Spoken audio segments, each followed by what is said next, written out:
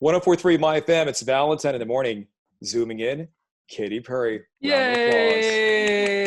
This is awesome. Kevin, what is behind you? You don't want to know. I'm in my garage, okay? So every day, I do the show like this every day, and it's just a wall of junk back there. So now today for this interview, I thought I'd take this pool floaty and stand it up here to give myself a white background, and it just is not working. Innovative as always. It looks horrible. It's perfect. Listen, you can't just expect, someone has told me this the other day, right? You can't just expect business as usual when nothing is effing usual. Yeah. True. It's so true. Sure. True. It's like when they're like, can you have like a white background or a black background, or can you have a ring light, or can you be in a different place in your house? And blah, blah, blah, blah, blah. I'm like, ah! I know. Also, like, don't you imagine it'll take one Zoom link just to like send you nutty. I mean, I'm going to literally crack if I get one more Zoom link. Oh, no, I feel terrible. We're Zooming with you. We just sent you a Zoom link. We're not the Zoom link that's going to make me. Okay, good. You're okay with this one is what you're saying? Yeah, we're here. Yeah. Let's do it. I'm here. Well, let's talk right about the song because we had a chance to hear the song, and I think it's phenomenal. Congratulations. Thank you, Valentine. Thank you so much. No, it's so good. I got lyrical questions, though, because it was one of those things I really, really got into it. And I think with the song, and correct me if I'm wrong here, Mellencamp said years ago, a song has to be specific enough to tell a story, but vague enough for everybody to think it's about them. And I think your song nails that because Jill heard it. She loved it. She feels it's about her. I'm not Jill, obviously. I feel it's about me. We're all taking something from Daisies. Well, I mean, that's the point of this song. It's, I look, in my own experience, I come from a small town. I come from a small community, wasn't born with the silver spoon in my mouth and had a dream.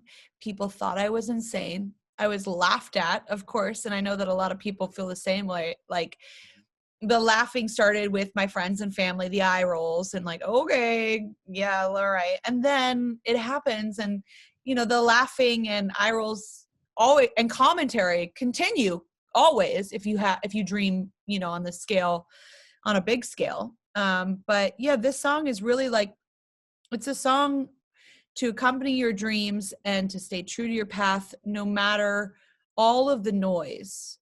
And I think now it's taken on a really different meaning during this pandemic.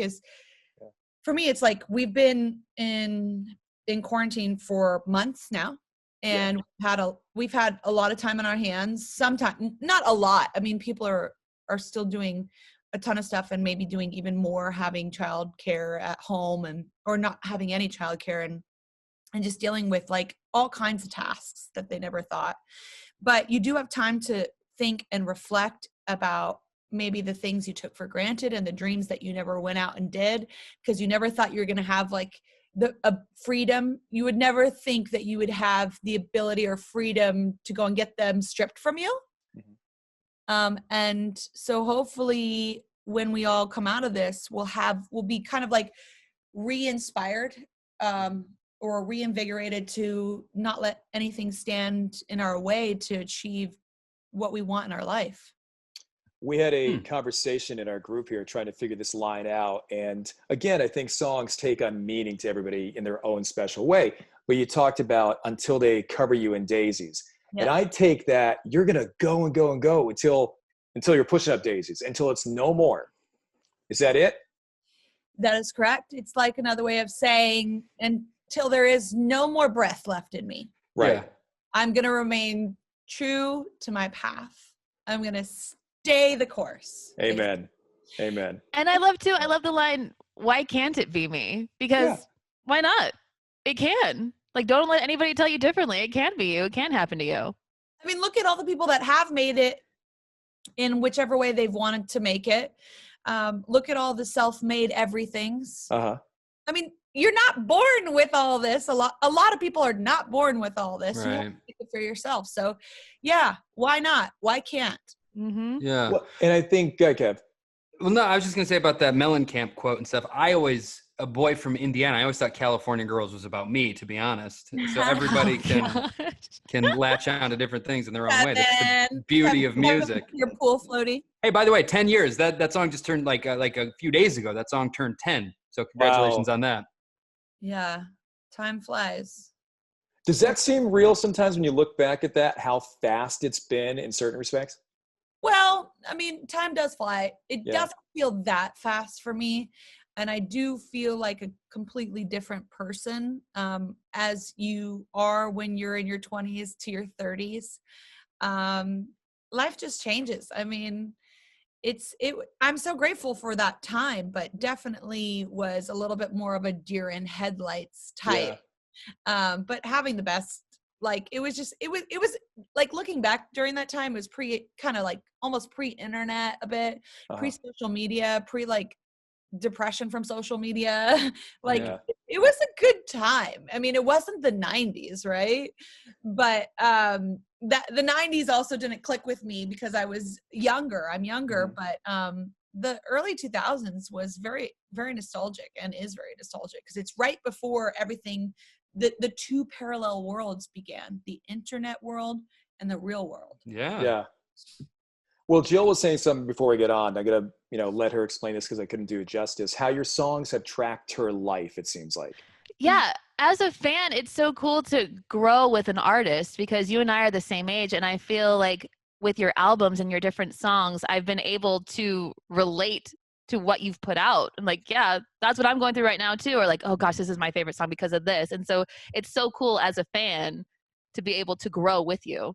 Thanks. Yes. I mean, look, I am happy to be 35, a 35-year-old young woman that is, embarking on the next stage of life. And, I think I'm like, I don't know about you, but like, I'm still super youthful and understanding of that type of culture and young at heart forever. So I always lean into that. I'm definitely kind of like the court jester in a way. Yeah.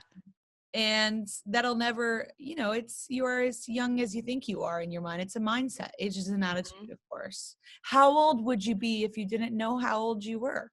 Wow. Katy Perry zooming in. We just heard Daisies. We adore the song. Congratulations again. It's awesome. Thank you so much. I'm really happy to be putting it out right now. Let's talk about American Idol for a second. Yes. I think it's great this season. I think the cowboy, I'm kind of rooting for him. I think he's really, really good. Dylan. What's that? Dylan. Yep, Dylan. And I also, I think the guy who went first this week, his name escapes me. I'm going to pull it up. Arthur Gunn.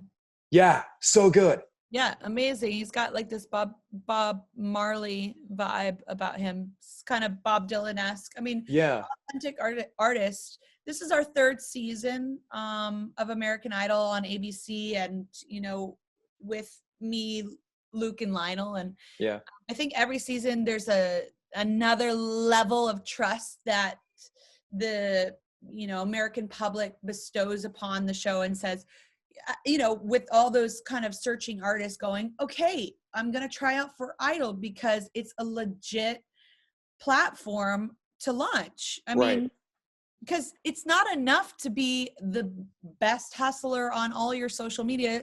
As Kevin knows, you have to like light yourself on fire on Instagram to get a like. And still, that only lasts for an hour. It's like, it's wild. When someone passes away, they get mentioned for 24 hours in the news cycle. Yeah. And That's it's over. it. Right. And our news cycle has changed. It's so intense. And so to really stand out, I think you have to be able to have all the things. And it's great to be an incredible social media, incredible live act, incredible singer-songwriter, as well as have the ears and the eyeballs of 8 to 20 million people on American Idol. Do you think, and this is just me from watching this past weekend's episode, and the Disney songs are great and everything, do you think your dog was sending a message to me in that outfit? Because you're there as Jumbo, and your little doggy, there's a couple times he's like, help, this outfit's a lot. This outfit's a lot. I saw his little mouth moving, and my son Colin is 12 and goes, I think Katie's dog wants out of that outfit, Dad. I know. Oh God, Nugget. She does not like the outfits, but she is a 5-pound micro teacup poodle. She needs to know who she is and who her mother is. Yeah. But she was such a good sport, and she sat there and she was so comfy, like kind of tucked right here. I couldn't believe that she wasn't squirming. And it's not like I gave her like a CBD bone or anything like that. Oh, you didn't? Oh. Okay. No, I gave her some treats, but she there's no one in the room. It's like me and a camera and like one person operating the camera from afar. And so it's not a scary thing. Plus, she was the star of one of my music videos. Yes. Small Talk last year. So she's used to it. Yeah. Yeah. I'm sure you're sick of people asking you how you're feeling. I think all pregnant women get to that point where they don't want another person asking how they're feeling. But it's coming up. The due date is coming up. Is there a part of you, weird question, that's sort of relieved that with new music coming out and stuff, you get to just stay home? Well, that's an interesting question because we all had different plans 3 months ago. Yeah.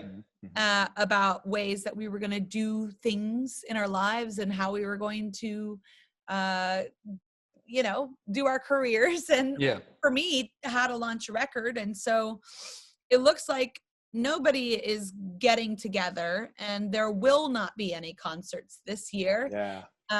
And I'm going to put the music out because I'm going to have a child. And that's one thing that is certain in this time of uncertainty. Yeah. And when that happens, I'll go into another type of quarantine.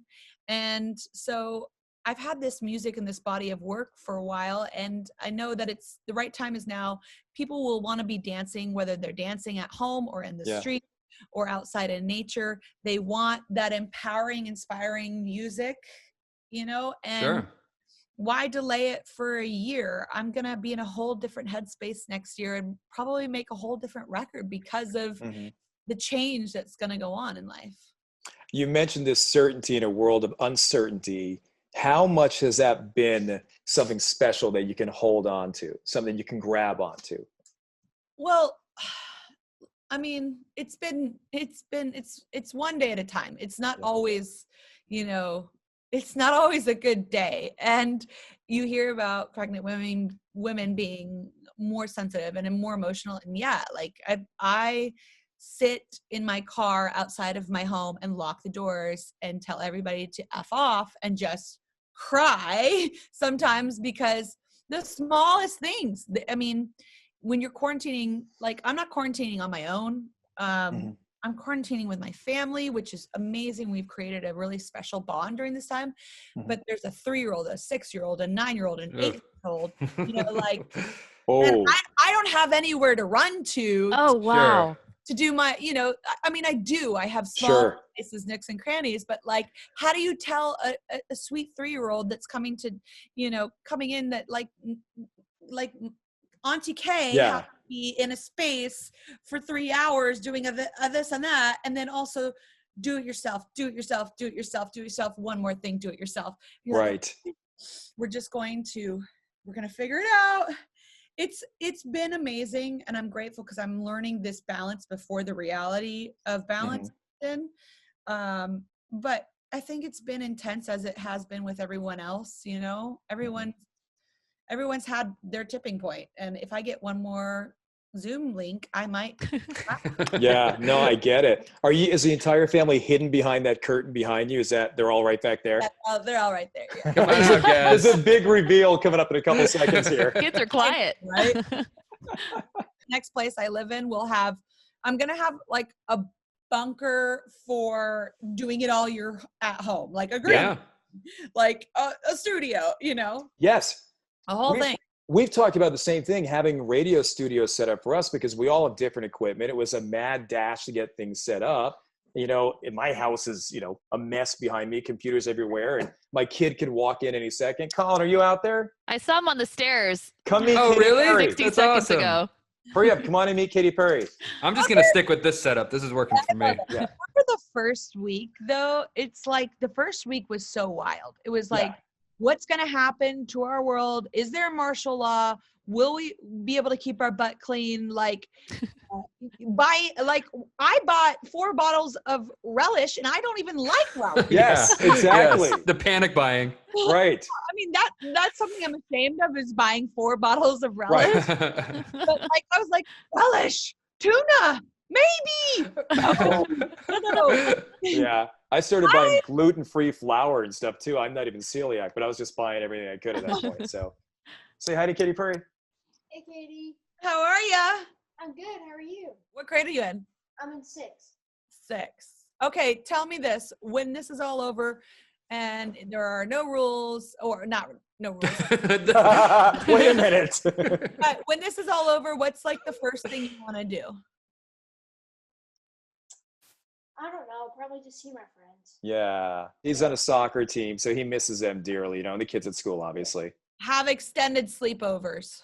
I can't. Yeah. I can't hear. Oh, you can't hear? Yeah. Okay, all right. Get out of here. Go. Okay. Bye, Colin. That's not working. Yeah, it's like, I'm sorry, my AirPods aren't working. I'm going back to Fortnite or something. See ya. Like I've used all the juice on Fortnite. It is funny, though, for kids in a certain respect that, we don't realize how important that socialization is for kids sometimes. And I'm learning so much in quarantine about my own son.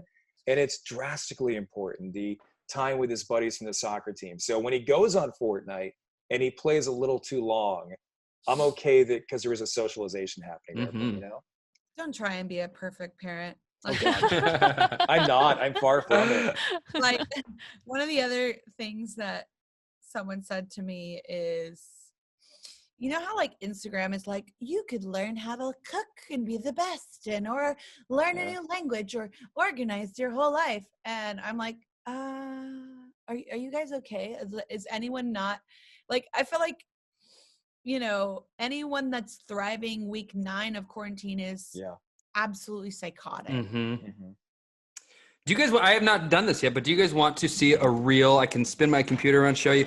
My plan originally was to clean my garage during quarantine. You want to see this? Yeah. Dude, that looks so much better than it did. Yeah. Right. Oh my. Super organized. That Looking is good, huh? So that's those quarantine plans aren't working out for anybody, is my point. Oh my God, Kevin. I mean, fantastic.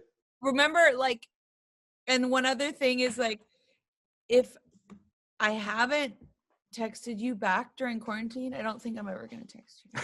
Yes. Yeah. There's no reason not to. So if you didn't send that text, you don't want to send that text.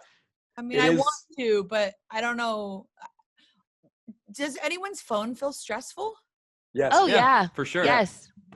Okay, good. I didn't know if I was alone in that, because like I look at it and I'm like, I want to throw you. Oh, sure. You have to take a break if you can. There's been so many times I looked at the length of quarantine and stuff. And when it first started out, obviously, like I said, getting things set up. And then I'm like, oh, I'm going to work out, eat healthy, do this, whatever, clean the garage like Kevin was going to do. They've all faded away. I'm coming out. This is what you're getting. It's the same as it went in, maybe a little smarter in certain areas, but this is it. I've leaned into the COVID 30. I had heard 15 before, but that makes sense. You're with child. Yes. Yeah, I'm eating for 2. Yeah. Good for you. Good for you. I don't know what my excuse is though. You're supporting Katy.